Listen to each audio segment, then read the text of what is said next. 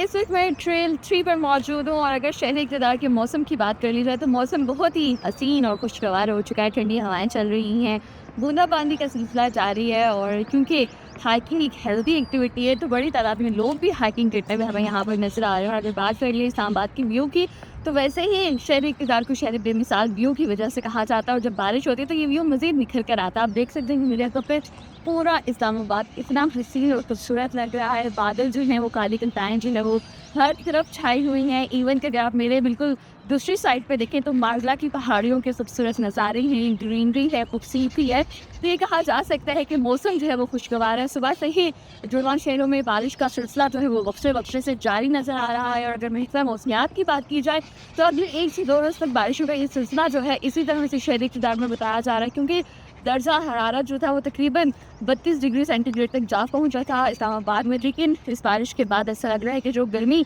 शदीद पड़ रही थी कहीं ना कहीं उसकी शिद्दत में कमी वाक़ हो गया। इस वक्त टेम्परेचर जो अगर बात करें तो 22 डिग्री सेंटीग्रेड इस्लामाबाद का जा रहा है। खूबसूरत वेदर है और लोग इस वेदर को इंजॉय कर रहे हैं और इस खूबसूरत नज़ारों को भी आप आए और इस्लामाबाद की इस वेदर को इंजॉय करें। आप इस्लामाबाद की शहरी हैं तो हाइकिंग करें, खूबसूरत मौसम को इंजॉय करें और महकमा मौसमियात के मुताबिक अगले 1 से 2 रोज़ तक बारिशों का ये सिलसिला इसी तरह से वक्फे से जारी रहेगा।